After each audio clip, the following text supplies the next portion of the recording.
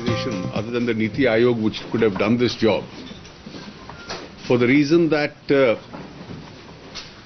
one of the functions of the NITI Aayog now also is to act as a think tank. And with the kind of human resource the Aayog has, they obviously have the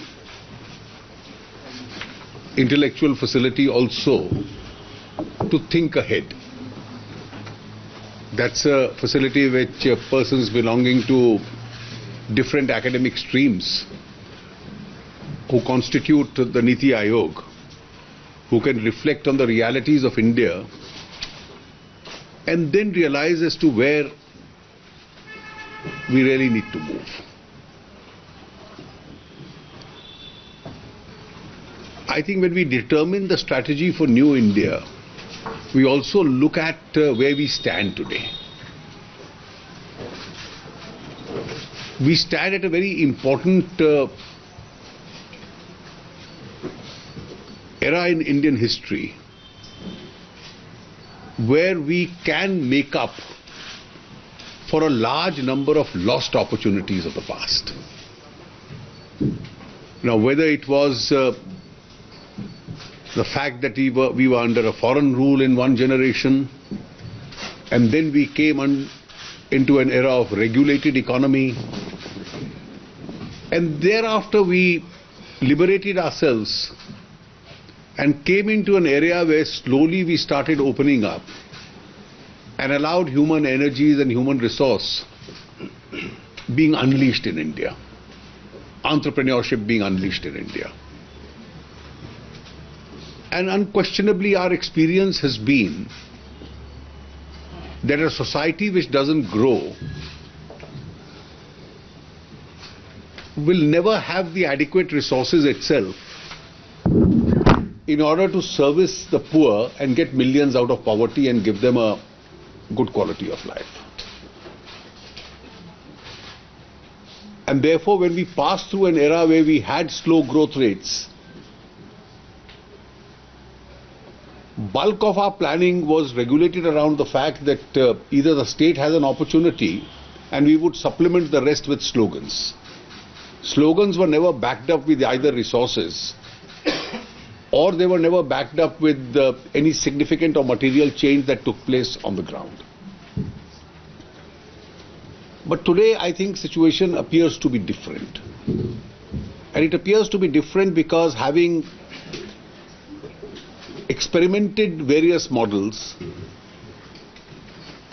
I think the debate has unequivocally been settled in favor of the fact that the economic model that we have been moving towards post-1991 certainly has paid very large dividends to India.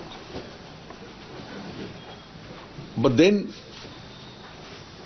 how do we tackle the problem of poverty? How do we still get millions who live in unacceptable conditions out of that? And therefore our entire emphasis on reforms, on market reforms, on allowing entrepreneurship to grow really has to be accompanied by some social consciousness of the economic planners. And that is why we've evolved this model where you allow India to grow, you allow entrepreneurship, you allow private sector to play a very important role. You get the government in to supplement where private sectors are not available.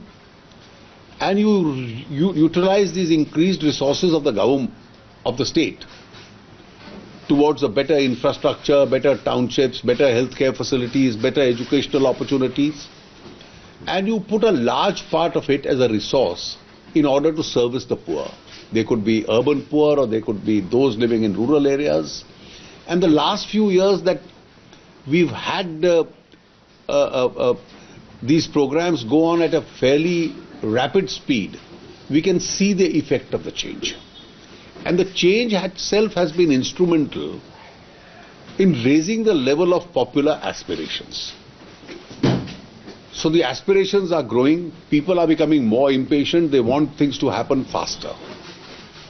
And therefore, if we look at the various verticals, in which the NITI Aayog's proposal for a strategy for New India, it really encompasses all areas.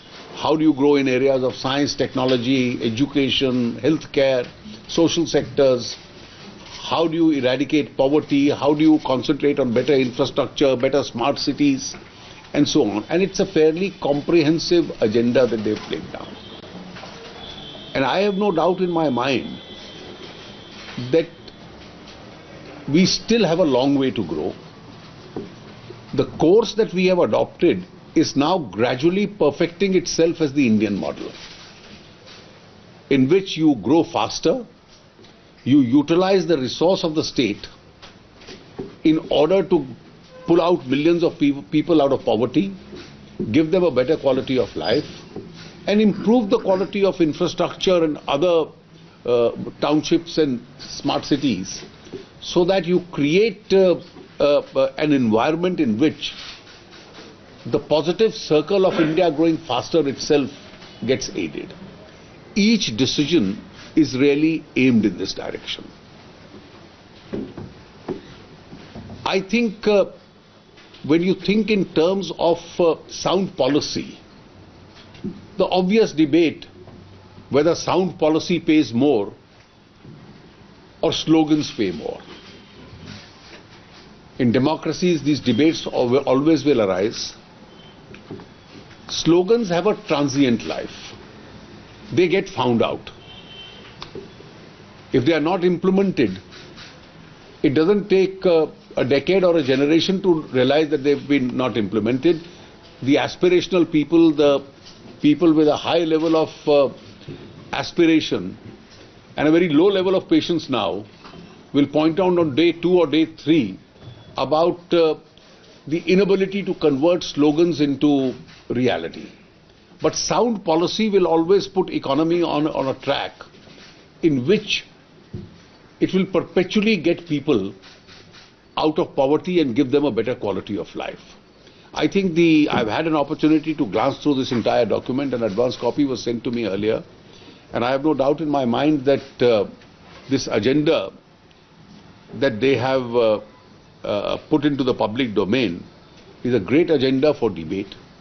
It would be extremely fruitful, not only for us in the government, but also for state governments and others, to have a serious look at it, because every brick in it, whether by the state or by a local body or by the central government or by other private businesses and others, would really have to be added up in order to add the entire energy of the system, in order to see that we become a much better country, keeping in mind the fact historically we have squandered several opportunities.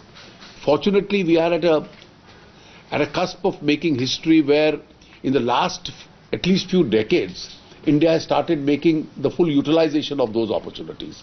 And that seems to be the course to go ahead. I am extremely grateful to Dr. Rajiv Kumar and his colleagues for having invited me, and I wish to compliment them for having prepared a very serious and a well thought out document, which at least will constitute a discussion on the future national agenda for India. Thank you, sir. Thank you so much.